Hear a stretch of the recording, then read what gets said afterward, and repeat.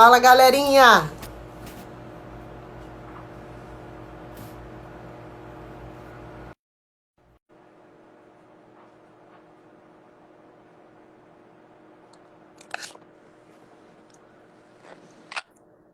Olá! Olá, Luana. Tudo bom, professora? Como é que estão as coisas? Esperar o pessoal entrar um pouquinho para eu te apresentar e a gente começar, tá bom? Oi, Jefferson, boa noite. Karen. O sol tá entrando aí, tá? Esperar o pessoal dar um gás, a gente começa.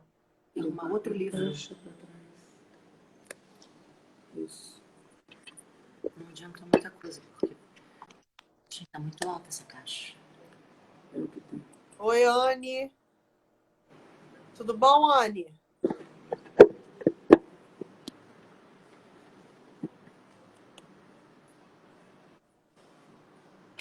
Tá muito teto, entendeu? Professora Grace, maravilhosa. Belinha, Daisy. Por aqui nunca vou tentar aumentar. Obrigada, pessoal, por entrar aí na live. Só mais um minutinho, a gente já vai iniciar.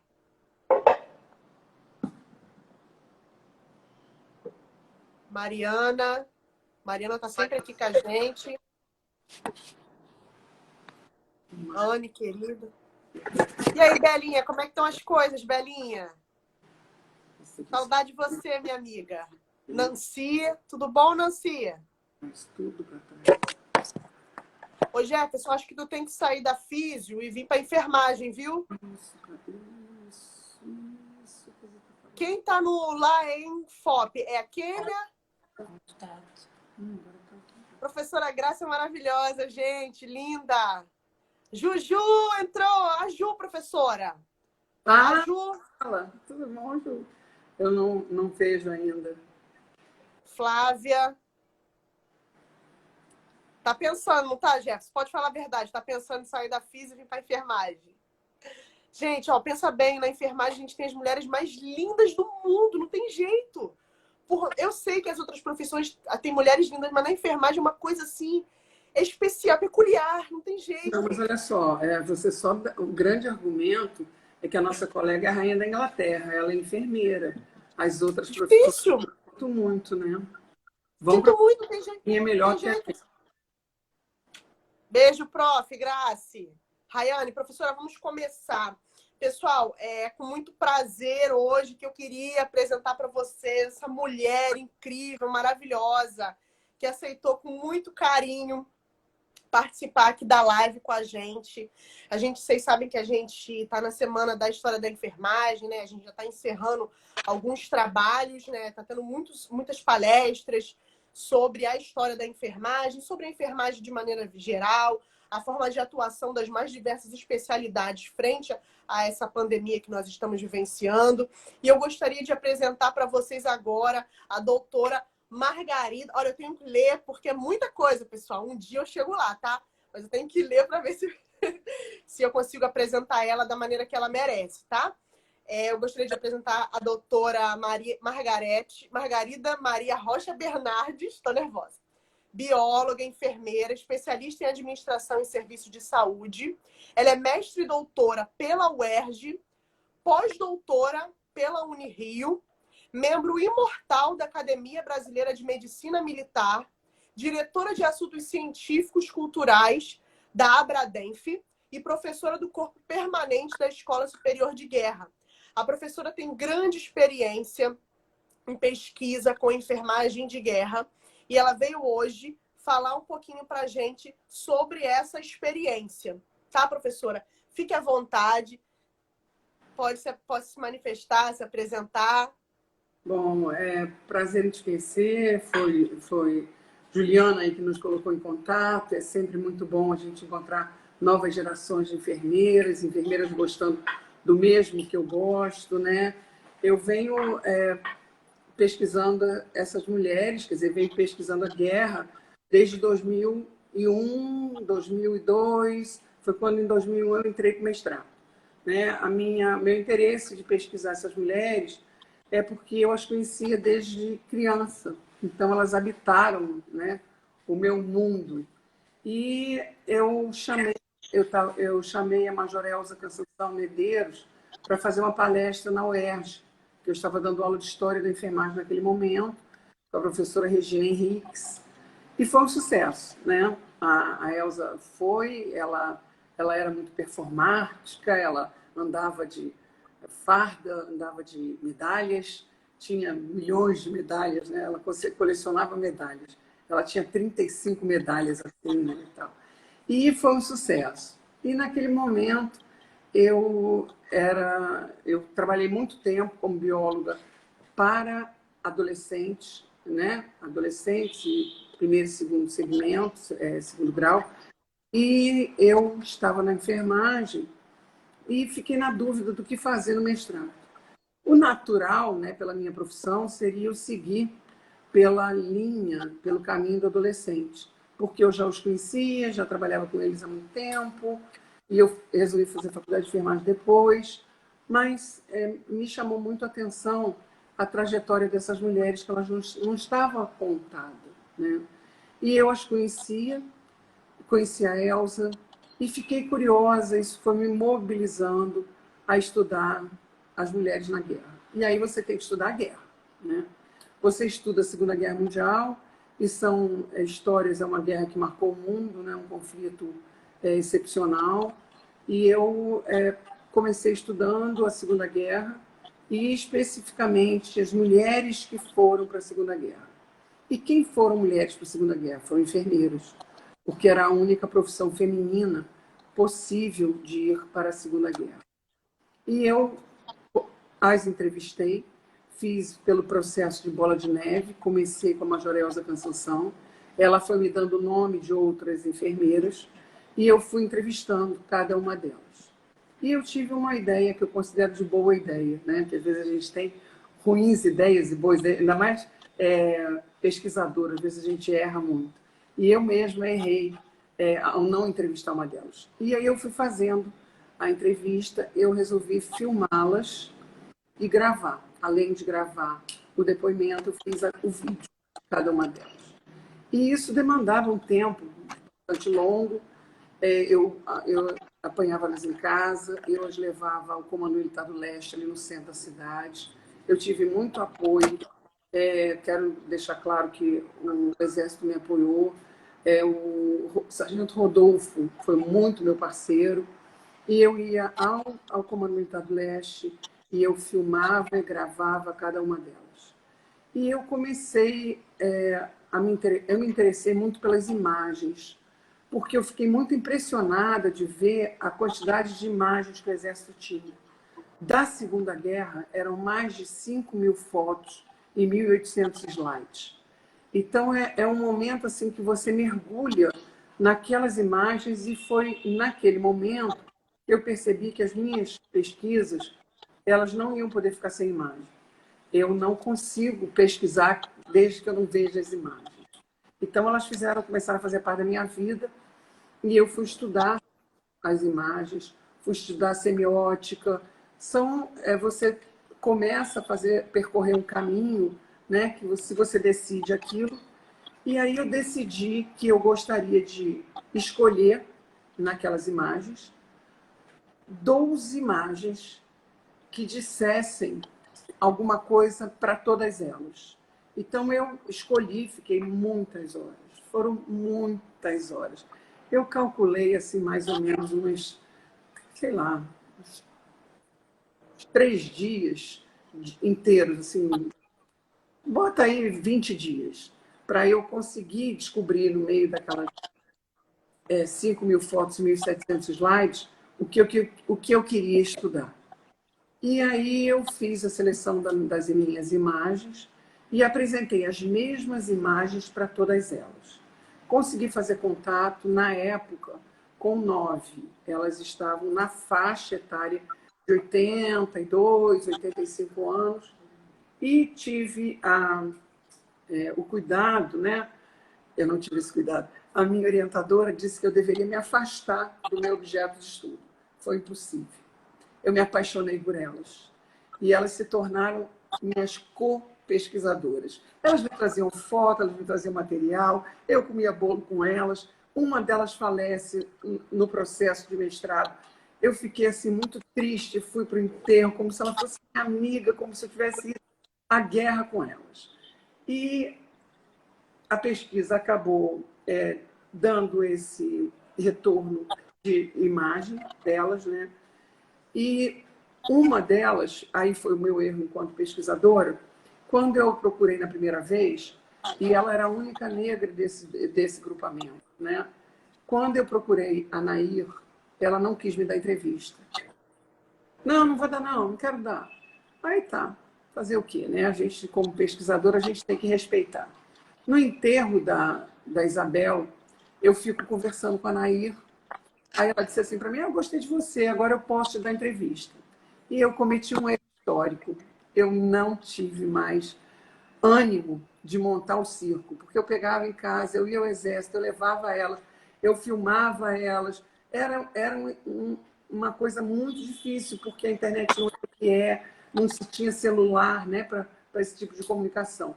E aí eu agradeci muito a Nair e não filmei nem gravei Nair. Foi um grande erro, porque ela era a única negra do grupamento, e teve uma história interessante, porque ela, quando ela chegou na Segunda Guerra, as americanas estranharam, né, e disseram que, porque o pedido foi das americanas para o Brasil, e pediram que ela não ficasse, porque era uma enfermeira negra, e as enfermeiras brasileiras disseram, não, experimente. E a chief nurse americana, ela ficou com a Nair, e a Nair foi tão bem, ela era graduada pela escola Nané, e ela acabou recebendo convite para ficar nos Estados Unidos. Ela foi uma excelente enfermeira e ficou na guerra, né?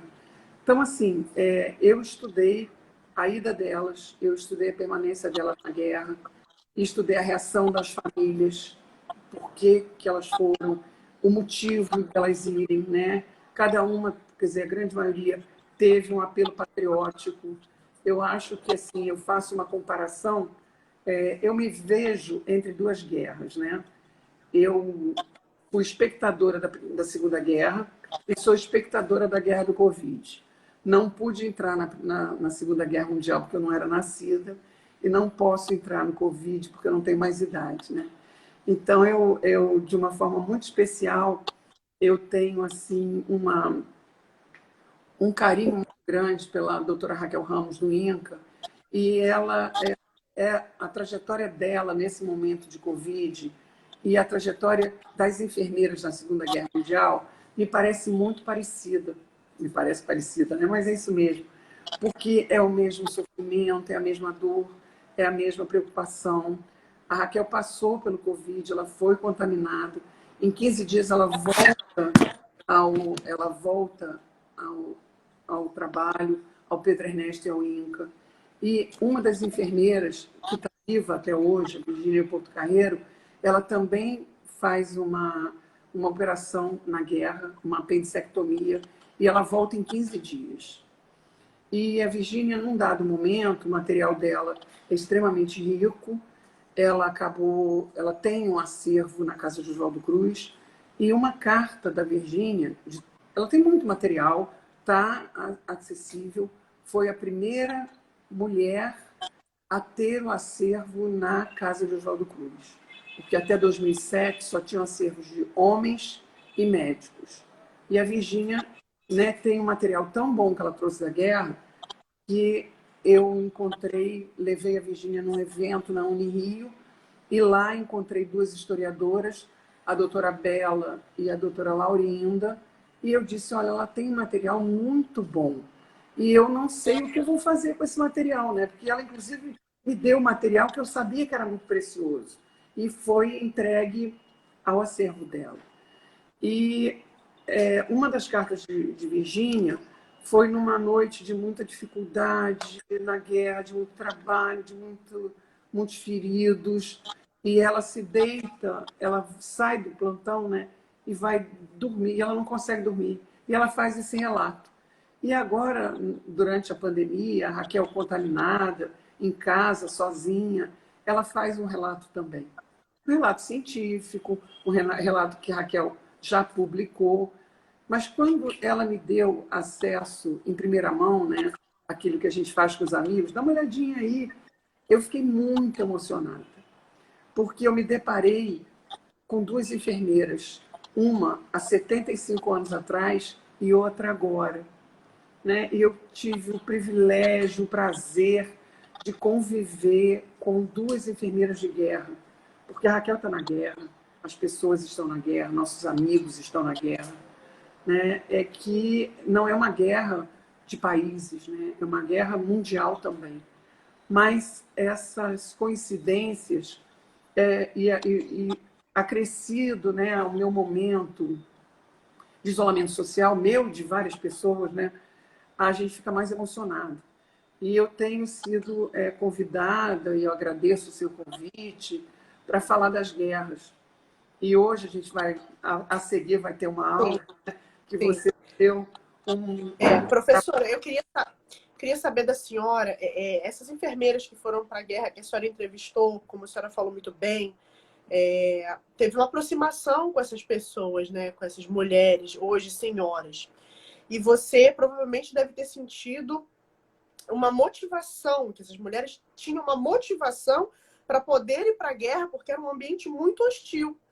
E o que a senhora traria hoje para a enfermagem, nesse sentido de lutarmos por algo que acreditamos? A senhora acha que naquele período que essas mulheres elas foram para a guerra, elas tinham em mente, de maneira mais clara e objetiva, qual era a profissão delas, o que elas queriam mostrar, o que elas queriam representar?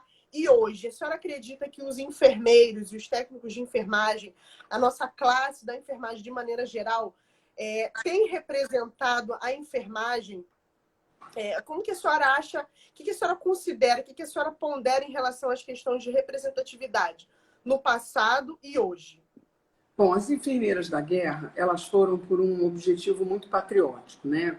Convocaram, foi convocação pela mídia, era um jornal que ainda existe, que é o Jornal Globo, e elas foram porque a Virgínia, ainda estão vivas duas, a Virgínia Portocarreiro, com 103 anos, que vai fazer esse ano, e a Carlota, com 105, que está internada no hospital, foi suspeita de Covid, não é, e ela está lúcida, e ela disse que ela não queria que entubassem ela se precisasse, porque elas tinham noção de que iam precisar entubar outras pessoas, mas ela não precisou entubar, está se recuperando, né? Mas Emocionante isso. aí eu tenho assim, elas foram, a Carlota mesmo, a Carlota disse que foi porque era um salário, era um emprego, era uma possibilidade de ganhar um dinheiro maior, e ela foi. Outra enfermeira era muito rica, a Carmen Bebiano, e ela foi porque ela quis desafiar a família, né? Ela quis, tipo assim, eu vou mesmo, eu não quero ficar nesse Brasil, eu vou para lá numa situação diferente. A Virgínia, ela tinham ido 3 irmãos, primos irmãos dela, que ela chamou a vida toda de irmãos, de irmãos primos. Como meus primos vão e eu não vou? Peraí, eu vou também, né? Então ela faz o voluntariado e vai. A mãe tenta que ela não vá, a mãe consegue reprovar a pedido de um tio, reprova ela no exame físico, e aí o pai vai ver o que ela tinha, afinal, né? Por que ela estava doente? Ela não estava doente, a mãe tentou que ela não fosse, e aí era um ambiente hostil, era um ambiente masculino, que não é agora, é diferente, né? Então a motivação delas teve esse viés do emprego, do desafio, do patriotismo, e ao longo do tempo a gente é enfermeiro porque gosta do que faz, né? Eu costumava dizer para os meus alunos, e eu não dou mais aula agora para enfermagem, né? Eu estou dando aula na Escola Superior de Guerra para pessoas, né, de outras áreas do conhecimento. Mas eu dizia para os meus alunos da enfermagem, olha, se você não gosta de cuidar e de nem trabalhar com a tristeza, vai vender joia no shopping, porque eu acho que deve ser o melhor emprego para qualquer pessoa, né? vender joia no shopping. Agora não tem nem shopping, então eu acho que agora escolher a enfermagem até com emprego, né? Porque a pessoa vai muito feliz comprar uma joia. A nossa profissão, a gente tem que gostar muito. E a gente tem que ter uma paciência imensa, porque nós trabalhamos com a dor. E nós trabalhamos com a dor e nós trabalhamos com o corpo dessas pessoas, nós invadimos esses corpos, a gente cuida, a gente toca. E quando todas as profissões, depois da morte, não tocam mais nesse corpo, até na morte o corpo é nosso. Então é uma profissão muito difícil. E eu acho que no meu dia a dia, eu não tenho muita paciência, não. Respondo e tal, mas várias vezes, durante o meu trabalho, eu trabalhei em Resende, no Hospital de Emergência de Resende, tem Estácio em Resende, eu já fui lá até dar uma palestra, né? E eu trabalhei lá há bastante tempo, e eu dizia, olha, foram experiências que se a gente começar a contar, não para de contar, né? E cada experiência, assim, até de agressão. Mas algumas vezes as pessoas te agrediam, mas não agrediam a você, agrediam a surpresa de estar passeando, de ir para ver Nossa Senhora da Aparecida, e o ônibus sofre um acidente, e o Fusca cai a ribanceira. E aí, essa pessoa que ia para um motivo religioso ou um motivo de passeio, ela vai parar na nossa mão, no hospital de emergência, sem braço, sem perna. Como assim, né? Então, a gente trabalha com a dor. E muitas das vezes eu ouvi muito desaforo. E eu dizia assim, eu não estou ouvindo isso, né? Aquela coisa de xingar a mãe e tal, e isso era comum. Mas a minha mãe sempre foi uma pessoa honesta, eu tentava deixar isso de lado. E eu vejo que quem escolhe enfermagem, escolhe porque gosta muito do ser humano, gosta do corpo do outro, gosta de cuidar, vai fazer uma diferença. E nós estávamos toda, a enfermagem mundial, né, aguardando esse nascinal, que seria um novo ano para a enfermagem, que era o ano de 2020, quando a gente está comemorando os 200 anos de Florence Nightingale, que foi a nossa precursora. E aí, que surpresa, né? O mundo nos entrega o Covid e o mundo nos vê. Eu acredito que individualmente nós quiséssemos um reconhecimento. Eu fiz o pós-doutorado lá no Unirio, né? E o meu tutor de pós-doutorado, o professor Fernando, ele sempre gosta de aparecer, vamos fazer e tal. Então, assim, abra dentro, vamos fazer uma comemoração. O que a gente vai fazer para o Narcinal? O grupo de pesquisa da UFRJ, né, que eu estou lá com o professor Alexandre, e estou, inclusive, numa pesquisa meio que de guerra, pesquisando máscara. O que a gente vai fazer para o Narcinal? Então, era uma expectativa de todos os grupos. O Religares da UERJ, que trabalha com religiosidade e espiritualidade, que foi meu professor, meu orientador de doutorado. Então, eu transito para esses grupos de pesquisa, em que os grupos estavam, todos os 3 grupos, mobilizados para o Narcinal. Vamos comemorar, e vamos fazer, e vamos produzir. O mundo está nos vendo. Alô, o mundo está nos vendo, né? A gente tem orgulho dos nossos colegas, a gente tem muita preocupação com os nossos colegas, mas, de verdade, a enfermagem está fazendo um bonito pelo mundo, né? E sofrendo, e se machucando com as máscaras, e cada um fazendo o seu papel da melhor forma. Então, nesse momento, eu tenho meus alunos no front, e é um front difícil, porque não é mais o alemão, né? Que era mais fácil a gente saber, e inclusive as enfermeiras na Segunda Guerra, elas cuidaram dos alemães que eram presos, capturados, estavam doentes, elas cuidavam, e elas gostavam, porque foi assim, consenso de que o alemão deitava na cama na hora do medicamento, esperava o seu medicamento, esperava a sua injeção, e os brasileiros iam ver filme, iam comer pipoca, saíam da injeção, né? A penicilina chegando, e elas têm, todas as que eu entrevistei, tinham muito carinho pelos prisioneiros alemães que foram feridos e ficaram com elas. Então, assim, a gente tem um 2020 de verdade, comemorando, trabalhando, comemorando, perdendo, comemorando, tendo óbitos, tendo adoecimento da nossa classe, mas o mundo nos viu, né? E que preço a gente está pagando? Um preço alto, muito alto. Mas eu acho que o mundo entendeu o que a gente faz.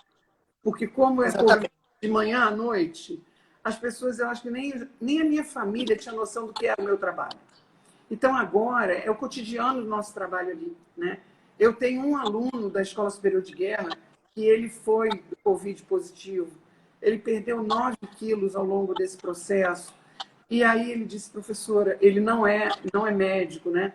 Ele, que trabalho vocês fazem, né? Ele ficou no Hospital Marcílio Dias, elogiando cada um que ele nem viu o rosto, porque nós nos tornamos todos iguais, né? Com essa situação de Covid. Então, assim, eu acho que aparecemos, né? Não da forma como a gente planejou. Foi Não da fome. maior do que nós esse enfrentamento que a gente está vivendo.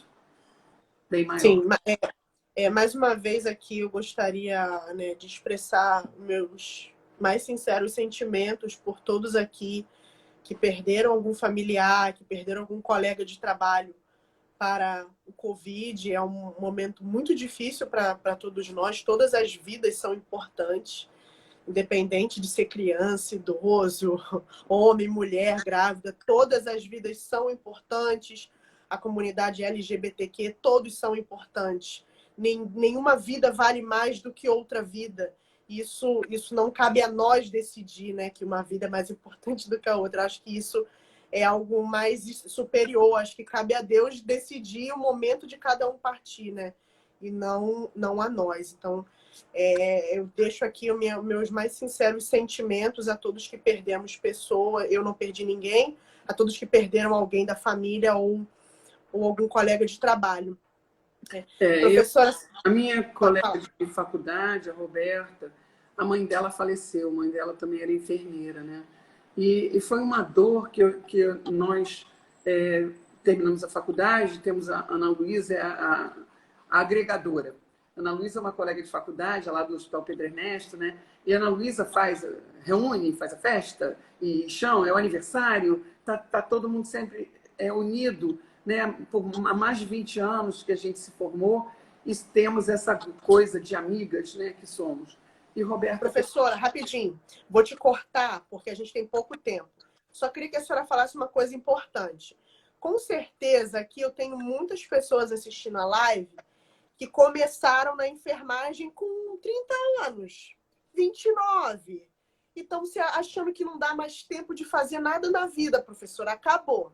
Ou talvez esteja aqui assistindo essa live e acha que é muito bonito, mas que não consegue mais fazer a faculdade, está com muita dificuldade. O que a senhora falaria para essas pessoas, professora? Você está me entregando, né? Me entregando. Pois é, eu fui para biologia com 17 anos. E eu queria ser enfermeira, mas eu fui morar fora do Rio de Janeiro. E naquele momento, quando eu entrei para a faculdade, a biologia ia me dar emprego em qualquer lugar do Brasil. E fui uma feliz professora de biologia, ainda sou, né? Eu gosto muito de dar aula, ainda tem as briófitas e pteridófitas e talófitas, que são importantes na minha vida, mas eu entrei para a enfermagem aos 39 anos. E aí eu entrei para a faculdade, primeiro período, claro que eu tive, né, algumas disciplinas que eu não precisei fazer, outras que eu não precisei fazer e fiz, porque eu achei que já tinha um tempo de defasagem da biologia. Então, eu entrei para a faculdade com 39, eu fiz a faculdade, eu fiz a especialização, eu fiz o mestrado, eu fiz o doutorado, o pós-doutorado, e eu tenho agora 42 anos. Olha que rapidez! Nossa, professora! Você me entregou, agora eu devolvo para você que em muito tempo eu consegui fazer todos os cursos e estou pensando em fazer mais um pós-doutorado. Então, assim, dá tempo, gente, dá tempo. Estudar é muito bom, dá tempo. Pessoal, e vocês estão vendo um exemplo assim de superação, sabe? Eu acho que a gente precisa querer se superar a cada momento, querer arriscar e tentar fazer, sabe? Porque senão você não vai saber se vai dar certo. Se você não tentar, você não vai ter nem a chance de errar e aprender com o seu erro. E aí? como é que funciona. Então, acho que tentar é o mais importante. Lutar pelos seus sonhos, pelas suas metas, pelos seus objetivos. Acreditar que vocês são capazes. Eu dou aula para disciplinas de primeiro período. Também tenho alunos de períodos mais avançados, mas nesse semestre eu estou com muitos alunos de primeiro período e eu falo muito isso para eles. Que muitas dificuldades vão aparecer. A dificuldade que a senhora teve não é uma dificuldade maior do que a minha. Depende do ponto de vista. Sabe? Então, assim, todas as dificuldades, elas vão estar ali. Dificuldades todos nós vamos ter. Mas o importante é não desistir nessa caminhada.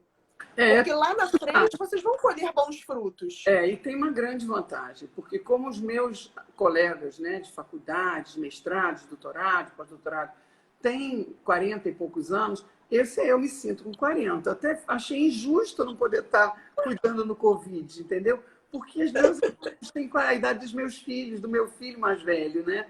Então, assim, eu me sinto muito próxima, eu me sinto com 40 anos.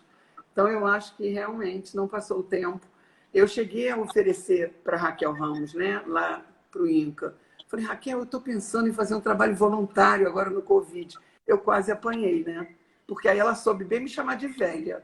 Mas, não, assim, mas você pode, claro que você pode. Eu posso tudo. Mas não pude. Podemos tudo, somos mulheres, né? Não tem jeito. Mas aí, essa coisa de eu ir cuidar no Covid, eu fui vetada aí pela idade e acabei fazendo o meu trabalho em casa. Eu tenho pesquisado, até a guerra propiciou isso aí, no grupo de pesquisa de guerras e desastres da UFRJ, a Coronel Lúcia, do Corpo de Bombeiros, eu estava lindamente assistindo a eles no fervo, né? Porque é o grupo de pesquisa em guerra e desastre, eles estão no olho do furacão. Aí eu estava assistindo, dando um palpite ou outro, e a Lúcia disse assim, nós temos que voltar a estudar pano, tecido, a gente precisa fazer EPIs similares, os equipamentos de proteção individual similares, e eu estou olhando. Aí eu falei, Lúcia, mas isso é coisa da Segunda Guerra. Ela falou, é isso mesmo, Margarida, e você trate de pesquisar, que a gente precisa do seu olhar. E aí eu me vi jogada numa pesquisa clínica com a doutoranda Lisandra Rizzi, pesquisando máscara, e a Lisandra trabalha com outros EPIs similares, e a gente tem feito uma pesquisa bem profunda da máscara de tecido e com a proteção da celulose. Estamos, nesse momento, escrevemos um artigo, vamos submeter essa semana, sobre esse processo de pesquisa, e estamos seguindo todos os passos científicos para provar que essa máscara que a gente desenvolveu, inspirada na máscara da Segunda Guerra, com um aditivo, né, da celulose para proteção maior de barreira para o Covid. A gente está num laboratório científico reblado. E aí, assim, eu não estudava isso, né? Então, a gente fez vaquinha na internet para pedir ajuda para a gente poder pagar esses laboratórios que são caros. E nós estamos na semana que vem deve estar saindo o resultado. Então, por culpa do GPSED, por culpa da Lúcia, doutorando do GPSED, e por culpa da Lisandra, doutorando do GPSED, eu estou fazendo a pesquisa clínica nessa altura da minha vida. Tenho perdido noite, tenho perdido noite, e a questão do tecido. A mãe da Lisandra é quem faz os nossos protótipos, e aí os testes são extremamente difíceis para a gente chegar a isso. Tivemos reunião com o engenheiro do Instituto Militar de Engenharia, então até a matemática da máscara está sendo estudada, porque nós queremos divulgar e doar, né? A nossa ideia, porque está todo mundo usando máscara, né? E as máscaras estão muito ruins. Eu já vi aqui na minha esquina vendendo até de dupla face. Quase me infartei, eu não posso sair de casa para ver isso, né? Então, a nossa ideia, a gente já está com um vídeo no YouTube divulgando como faz a nossa máscara, mas a nossa ideia é que a gente consiga fazer essa comprovação científica, que além da gente divulgar, como a gente já está fazendo, a gente quer ter certeza de que é alguma coisa científica, que a gente vai conseguir embarrear de verdade o Covid usando essa máscara de tecido. E a gente vai evitar essa questão que é horrível, né, do meio ambiente. Porque cada vez que eu saio de casa, eu vejo essas máscaras que antes a gente só usava no hospital. E ao retirar a nossa máscara no hospital, a gente tinha um destino certo. E agora sim, até meu vizinho está vendendo máscara descartável. Já tentei dialogar de todo jeito. Mas Não tem jeito. as pessoas que têm maior poder aquisitivo ainda compram a NR95, o que é pior, para usar para passear na praia, né, para andar na esquina. Descartam essa máscara sem um local para isso. Então, assim, eu me vi voltando para a Segunda Guerra Mundial, né, que a Lúcia me tirou da Segunda Guerra, me jogou aqui em 2020. Eu estava tranquilamente em 1944, terminando a minha missão na Segunda Guerra, e aí eu sou buscada lá e dizer, vai estudar o pano que foi tão usado na Segunda Guerra e devolve agora para nós na situação de Covid. Então é isso, eu estou numa pesquisa clínica fazendo esse paralelo. Depois disso tudo, eu acho que eu não enlouqueci, ainda não. Eu acho que dá para a gente estudar, dá para a gente se dedicar bastante. Professora, eu vou falar aqui com o pessoal. Se alguém tiver alguma pergunta, pode colocar aqui no chat que ela vai responder, tá bom? Enquanto o pessoal vai pensando em alguma pergunta, professora, que mensagem a senhora gostaria de deixar nesse momento para esses alunos que estão, os que também não são meus alunos, mas participam de grupos de pesquisa de história, participam de grupos de pesquisa nas mais diversas faculdades?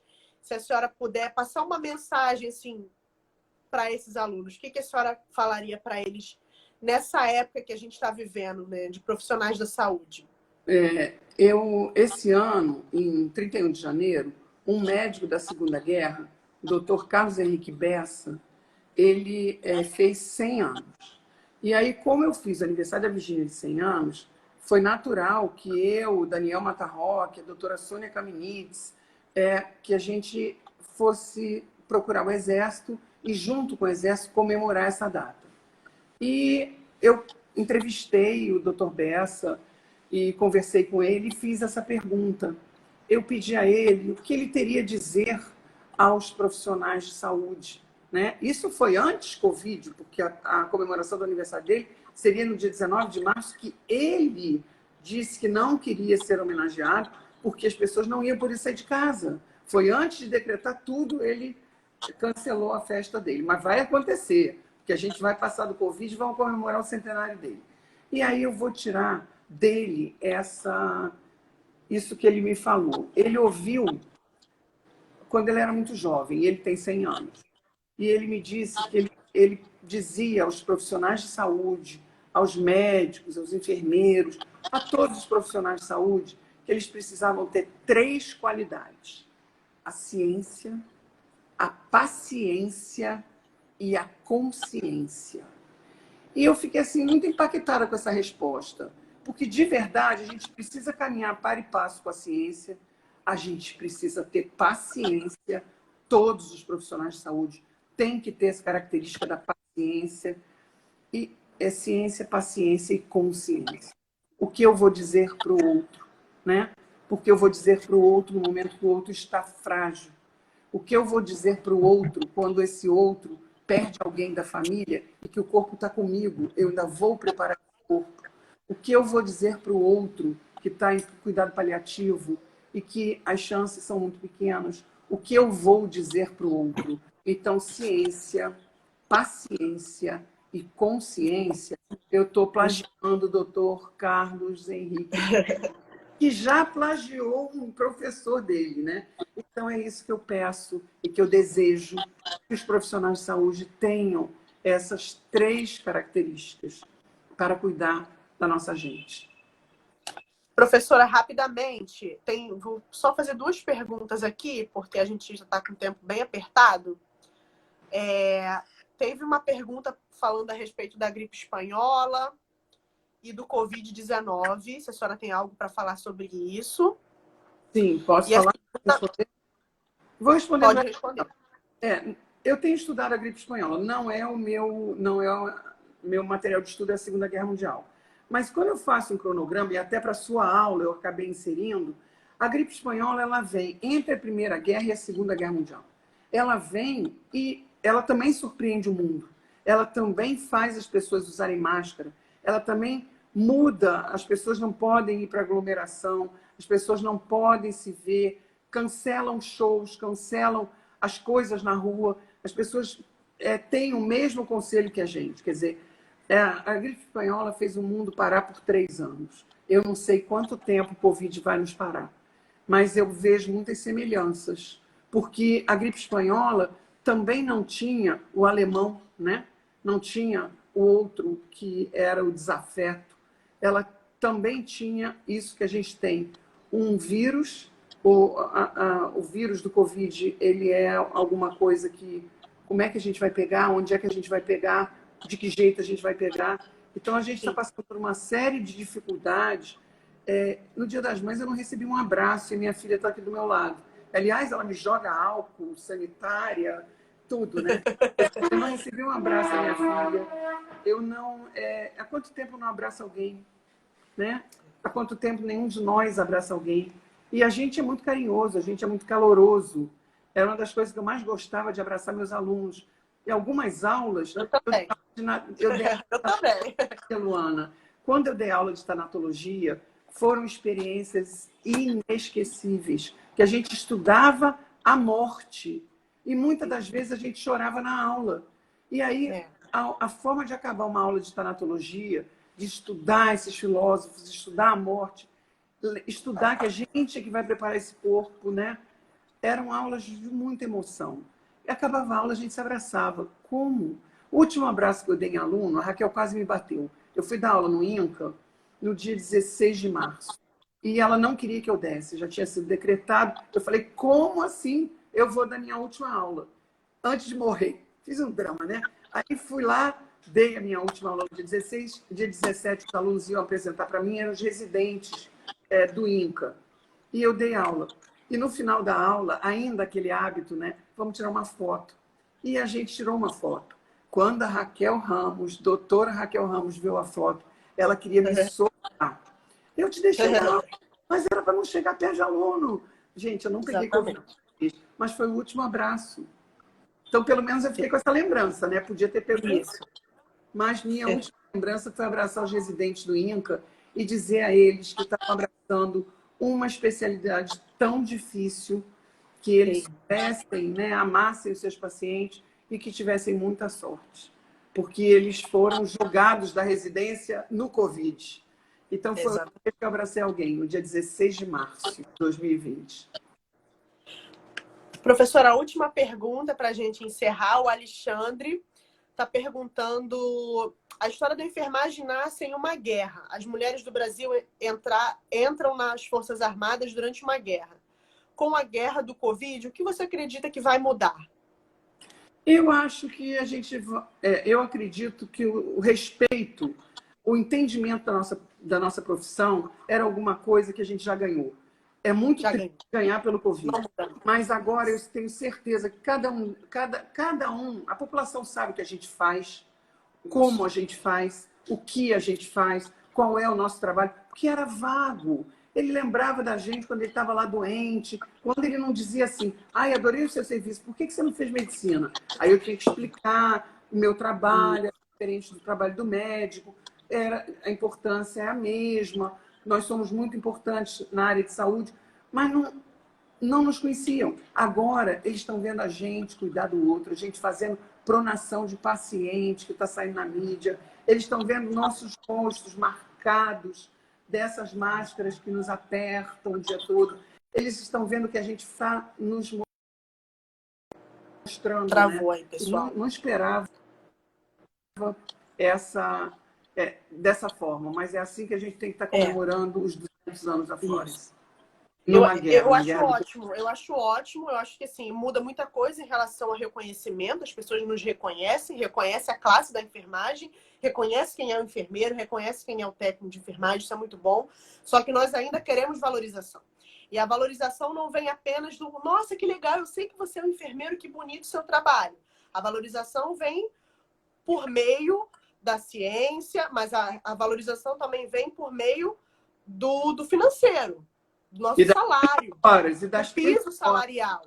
30 horas, às 30 horas. Isso, tem muitas questões. A carga horária de trabalho, condições de trabalho dignas, isso também. Condição de isso também é importante a gente pensar. né? Né? É muito legal a gente, poxa, bater as palmas na janela para os enfermeiros. Nossa, eles estão dando a vida. Ok, mas e aí? Queremos as nossas 30 horas, ok?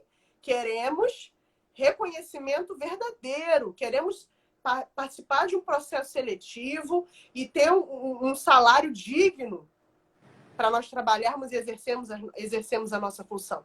Nós estudamos 5 anos. Nós fazemos 2 anos de residência. Fazemos 2 de mestrado, 4 de doutorado. E aí, pessoal? Então, E um são de essas questões que a pós-doutorado. gente... E um de pós-doutorado, para os que são alto nível, como a professora Margarida. Então, assim, a gente precisa entender isso, pessoal. Não se sujeitem a trabalhar por qualquer salário. Não é mais necessidade, pessoal. Não cabe mais esse discurso. Ah, eu preciso trabalhar ali para ganhar R$1.000. Concursos públicos que saem aí R$1.200 para o enfermeiro. Gente, é surreal. Você estudou 5 anos. Você está estudando 5 anos. Não cabe. Então, primeiro, motive-se. Depois, valorize-se. Senão, não funciona. Senão, a gente não vai conseguir modificar a situação. Pessoal, eu queria agradecer. Pode falar, professora, rapidamente. Valorização. A gente precisa. Eu acho que nós já estamos sendo valorizados. Nós precisamos ser respeitados. Precisam saber que nós pagamos conta. Precisam saber que a gente teria, idealmente, Tem família. um trabalho. E nós acabamos tendo 2, 3 carga horária de trabalho. Isso. O lugar de descanso da enfermagem nos plantões é vergonhoso. A gente precisa melhorar tudo. Melhorar a qualidade da nossa vida, melhorar a quantidade dos nossos empregos, que a gente fica tendo 2, 3 empregos. Isso é inviável. A gente precisa ter reconhecimento. E nós precisamos ter as 30 horas. Já passou da hora. Passou do tempo. 30 horas. Passou Exatamente. Muito da hora. Está muito mal passado. Então, se pelo menos o Covid podia nos dar isso de presente, né? As 30 horas, melhor salário, valorização. O Covid tem que servir para alguma coisa, Luciana. Isso. Ó, a Carol falou assim, nós precisamos descansar, não somos robôs. Exatamente, nós somos enfermeiros, precisamos ter saúde mental. Agora você para pensar. A pessoa tem 3 empregos. Ela não tem saúde mental. Ela é um robô. Não. Exatamente. Ela acorda, ela sai de um emprego, vai para o outro e vai pro... A pessoa não tem uma qualidade de vida. Então, assim, essa é a reflexão, pessoal. Espero que vocês tenham gostado da live. Eu sei que tem mais perguntas, mas agora a gente tem um outro compromisso.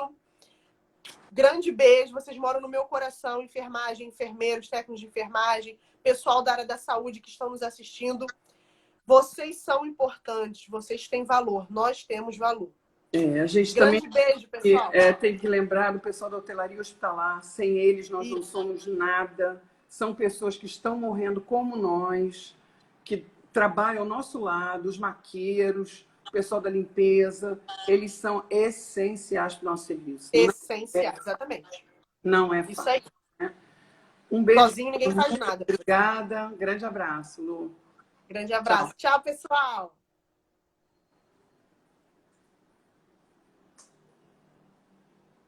Como é que a gente faz? Desliga aqui. Aperta aí, tira. Isso.